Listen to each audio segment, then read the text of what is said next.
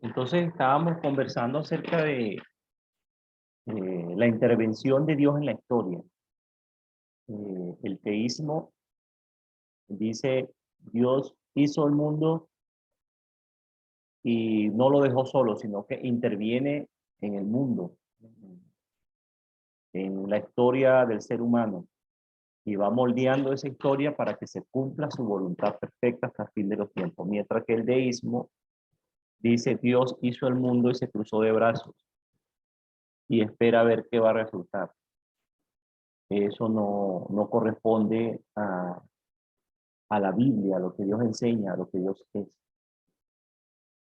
Lo otro es que tenemos convicción de los actos poderosos de Dios. La teología bíblica nos ayuda a afirmar con fuerza, con fe, que Dios, el mismo Dios que actuó en la historia con hechos ciertísimos, tan ciertos como que los primeros cristianos daban su vida, literalmente, porque eran testigos de la resurrección de Cristo y eran testigos de que sí sus amigos habían resucitado en el momento en que Cristo murió en la cruz, como nos narra Mateo, por ejemplo. Y ellos vieron a esa gente resucitada ahí comiendo con Jesús al tercer día. Esos hechos poderosos de Dios son irrebatibles y son parte de lo que Dios es. Y además, esa convicción nos dice que también Dios está actuando hoy día en nuestras vidas y nosotros damos testimonio de eso en cada una de las cosas que Dios, en cada una de las cosas en las cuales Dios nos ayuda. Por supuesto, afirmamos, resaltamos la inspiración verbal y plenaria de las Escrituras, toda la Escritura es inspirada por Dios. Y la interpretación gramático-histórica, que ya lo hemos trabajado bastante en el hermenéutica.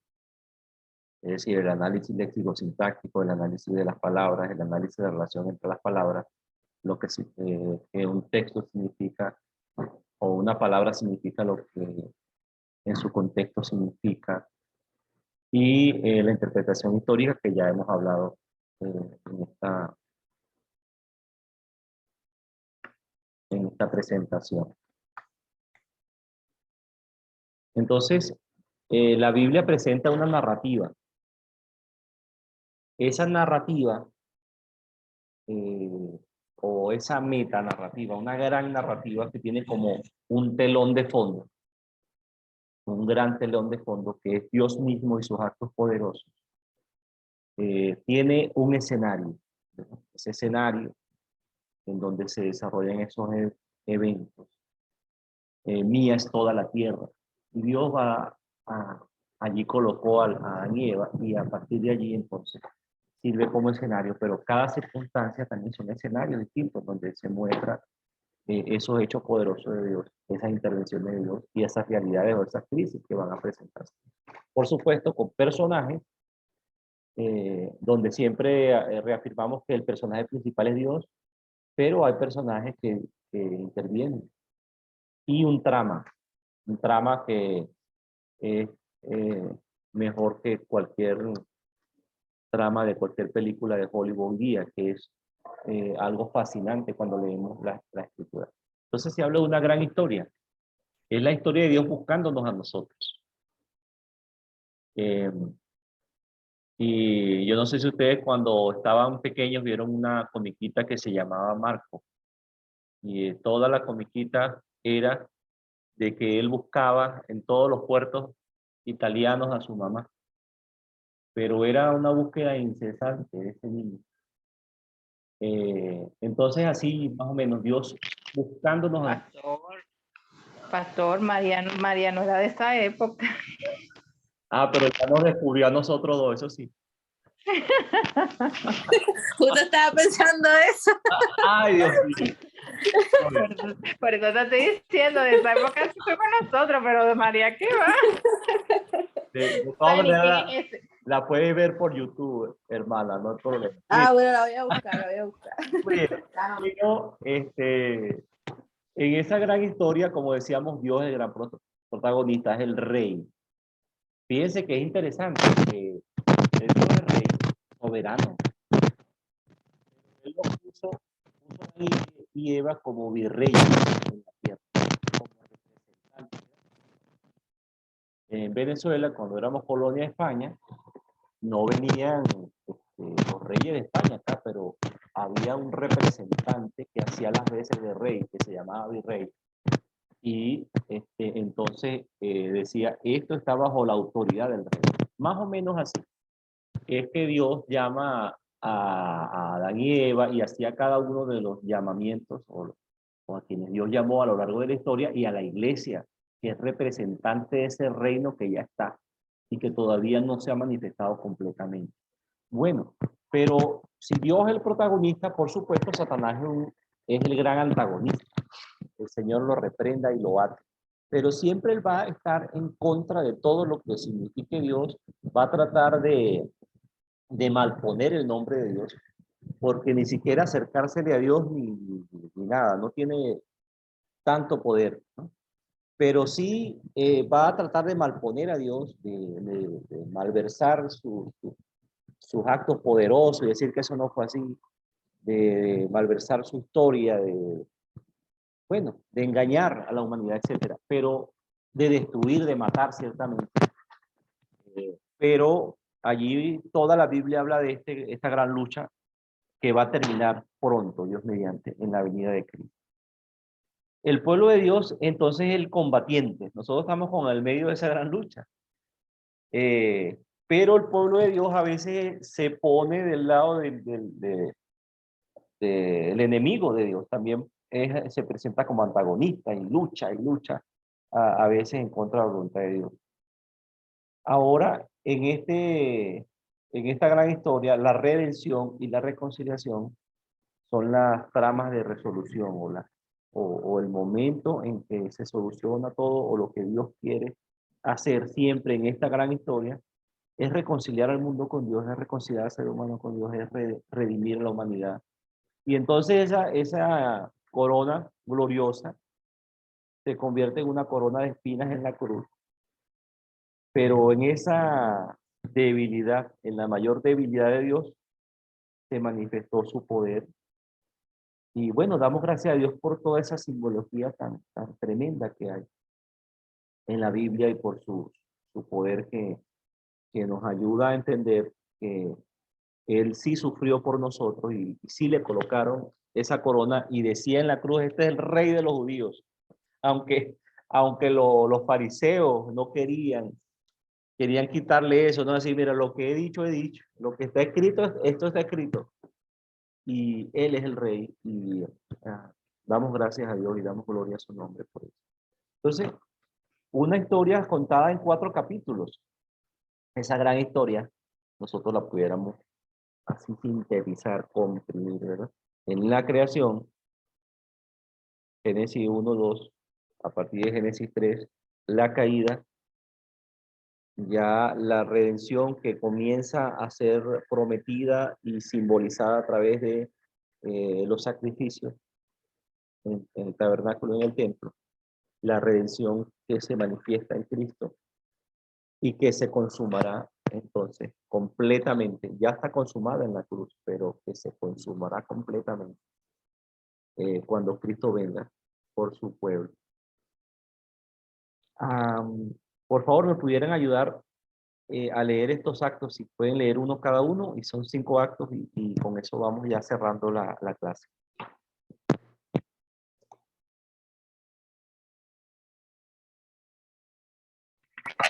Leo yo el primero Sí, y el segundo. yes. Y vamos. Ya. Acto 1.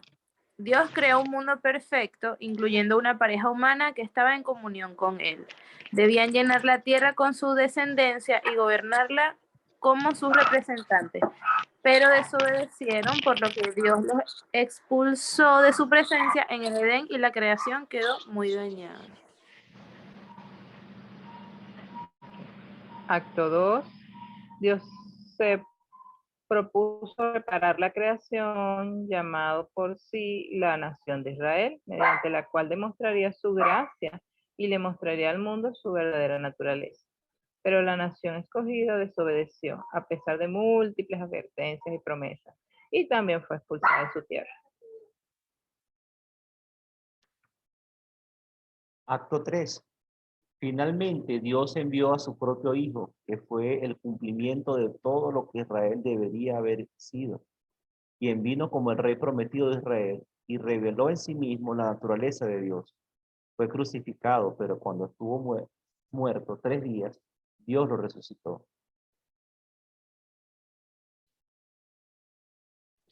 Acto 4. A través de él, Dios llamó y salvó una nueva nación, la iglesia, y envió su espíritu para permitirles obedecer, vivir con él y extender el reino de Dios en el mundo como sus fieles representantes. Acto 5. Pero el éxito de ellos será parcial, hasta el día en que el Hijo de Dios regrese a la tierra para completar su reino y subyugar a la raza humana, y que Dios rehaga su creación. Estos actos de la gran historia de Dios narrada en las Escrituras fueron redactados por el pastor Ted Kaufman. Y bueno, agradezco mucho al pastor Ted Kaufman. Él fue profesor mío de hermenéutica en el seminario.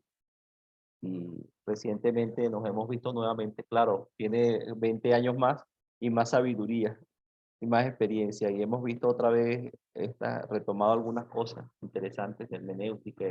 Y me llama la atención que él plantea que si nosotros podemos hacer el esfuerzo de resumir la gran historia de Dios y narrarla de manera sencilla a la gente de nuestro tiempo, vamos a hacer un efecto evangelístico y de discipulado tremendo en el mundo. Esto es una síntesis, pero nosotros podemos hacer nuestra propia síntesis. Es decir, no vamos a hacer algo distinto, pero la idea es que nosotros podamos explicar de manera inteligible la Biblia, de manera racional. Y nosotros vemos desde Génesis a Apocalipsis una continuidad histórica, algo maravilloso que tiene que ver con bendición, promesa, llamado, gente que se revela contra Dios, Dios interviene para salvar a su pueblo. Y son cosas que tienen un fin. Luego Dios insiste en su plan. Cada una de las veces que Dios se manifiesta a través de cada uno de esos periodos, generaciones, su plan está en riesgo terrible. Y Dios espera como de manera, vamos a decir, providencial, hasta que la crisis sea más difícil, así como Cristo en la cruz, ¿verdad? Así como cuando estaba recién nacido que mandaron a matar a todos los niños, así como mandaron a matar a todos los niños cuando Moisés, y parece, bueno, ya no hay alternativa. Así como cuando el pueblo estaba entre la espada y la pared, con Egipto atrás, el faraón atrás y el mar delante. Y así, cada vez que parece que ya no se va a poder hacer la voluntad de Dios, entonces Dios interviene con un acto poderoso y muestra, epa, aquí se va a hacer mi voluntad. Hágase tu voluntad, dice Jesús en el Padre Nuestro. Hágase tu voluntad. Nosotros oramos también para que se haga la voluntad de Dios. Oramos por Dios para que su nombre sea conocido y reverenciado. Entonces, los simbolismos de la narrativa bíblica son muy importantes. Fíjense ustedes estos 3 ejemplos. Edén, el huerto del Edén, Israel y la iglesia. Adán y Eva son representantes de Dios en el Edén, pero Israel representa a Dios ante todas las naciones. Y la iglesia también representa a Dios. Somos representantes, somos ciudadanos del cielo, embajadores. Edén y toda la tierra es el templo de Dios. Entonces, Israel tiene un templo en donde se adora a Dios, pero la iglesia, Dios mismo habita en medio de ella. Cuando están 2 o 3 reunidos en su nombre, allí está el Señor. Dios promete bendiciones a Adán y Eva en el Edén. A Israel le dice, ustedes van a ser mi especial tesoro si me obedecen, y grandes bendiciones. Y la iglesia también, en Efesios 1, todas las bendiciones que Dios da a la iglesia son impresionantes. Por supuesto, Dios le da a Adán y Eva la autoridad para gobernar todo lo creado. A Israel Dios le da autoridad también, pero a la iglesia le da autoridad para hacer discípulos a todas las naciones. toda potestad me da en el cielo y en la tierra. Estos ejemplos, nosotros lo podemos hacer ejercicios de este tipo y podemos narrar y ver esta metanarrativa, estos símbolos de los actos de Dios y de las promesas de Dios, de lo que Dios es, de lo que Dios representa, y nos ayuda también en nuestro propio estudio de las Escrituras. Por ejemplo, otro ejemplo sería el exilio, ¿verdad? En la Biblia se ven muchos exilios, pero si uno hace un estudio de los exilios puede ver, bueno, Dios exilió del Edén a Adán y Eva, pero también exilió de su territorio a Israel, ¿verdad? En Babilonia, primero en Asiria en el 722, en Babilonia, a Babilonia en 587, el reino de Judá y Jerusalén. Pero hubo un nuevo exilio judío, que tenía ya 2000 años hasta 1945, que regresaron algunos a su tierra por haber matado al autor de la vida, como dice Hechos. Podemos ver también el exilio de Jesús, niño, ¿verdad? Que fue llevado a Egipto. Y por supuesto en la cruz dice que Jesús murió fuera del campamento, fue echado.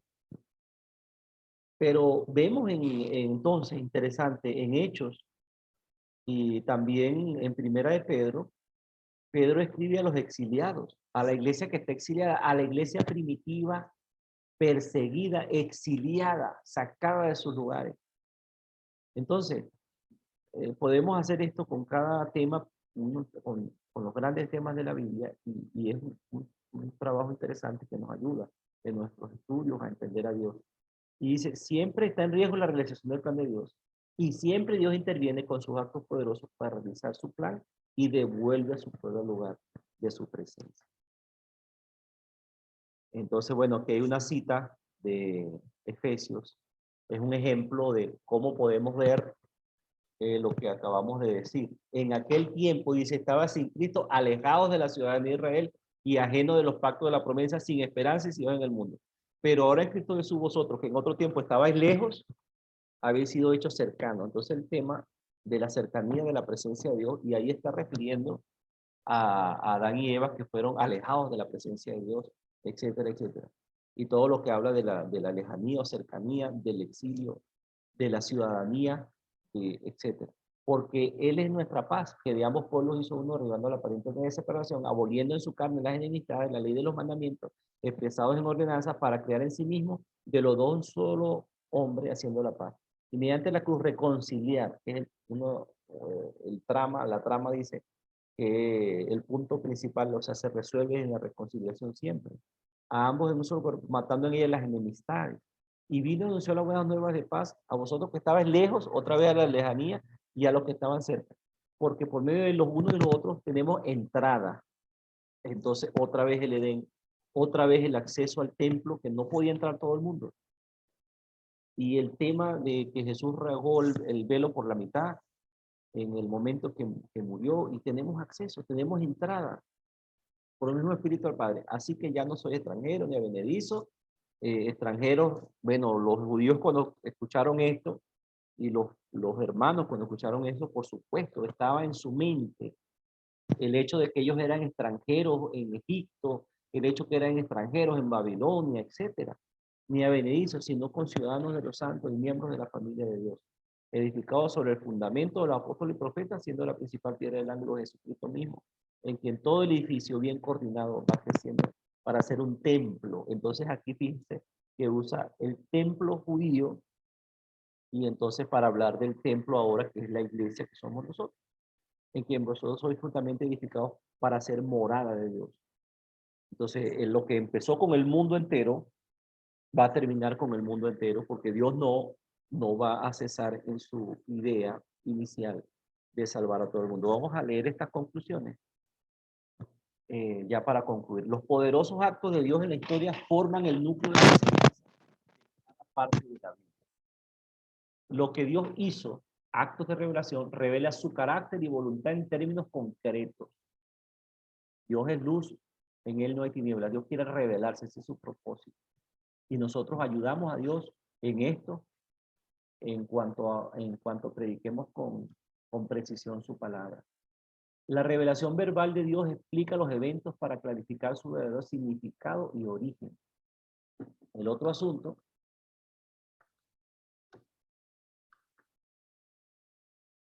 la Biblia muestra una historia coherente y unificada sobre el camino único de salvación a través de Jesucristo.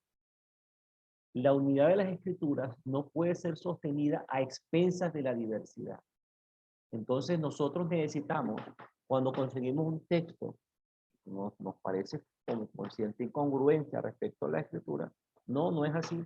Tenemos que ver que es un punto de vista de un autor determinado y que él a veces, como por ejemplo vemos, hay gente que ve diferencias entre los libros de crónicas y los libros de reyes, pero no, entender que no hay diferencia, sino que hay un propósito y una ocasión distinta en cada uno de los autores y de la audiencia específica a que se refiere.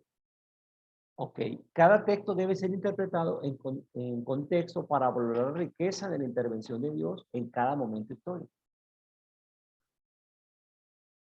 El enfoque de la teología bíblica es la estructura de la Biblia. Volvemos al principio. Es entender cómo cada texto bíblico se relaciona con el resto del canon. Cada vez que leemos un texto, tiene que ver con toda la Biblia. Las escrituras son un conjunto de historias con una narrativa perfecta que comunica un mensaje coherente y consistente, y por eso damos gloria a Dios, porque por eso la Biblia es el libro más leído del mundo, el libro que más se ha impreso, etcétera, etcétera. Una bendición. Busca entender las partes en relación con el todo, entender la historia progresiva del plan de redención desde Génesis a Apocalipsis, nos ubica dentro de ese plan. Y bueno, oramos así como Pablo en Efesios, que alumbre los ojos de nuestro entendimiento, ¿verdad? Que nos ayude a ser humildes y que nos bendiga como comunidad hermenéutica que somos, como su iglesia, y nos ayudemos unos a otros para comprender cuál es la esperanza que Él nos ha llamado y cuál es la riqueza de la gloria de su herencia en nosotros. Esa herencia profética, esa herencia apostólica, esa herencia de siglos, de la intervención de Dios, que nosotros somos parte de esa historia y somos protagonistas entonces de esa historia que aún no ha culminado. Entonces, bueno, con esto culminamos la clase de hoy de teología bíblica y bueno, espero que podamos seguir aprendiendo juntos y que el Señor nos ayude en este tiempo. Amén, amén. Amén. Si tienen algo que comentar, tienen la oportunidad. Va a quedar grabado para los demás estudiantes. No, bueno, profe, yo quedé, la verdad es que me gustó, o sea, quedé clara como le dije al principio, que había estado como un poco confundida con la primera lectura, que hablaba justo de eso de la teología sistemática y la teología bíblica, pero, o sea, fue todo muy claro, quedé clara, pues. Igual, vamos allí, como siempre decimos, pues vamos añadiendo a lo que ya conocemos.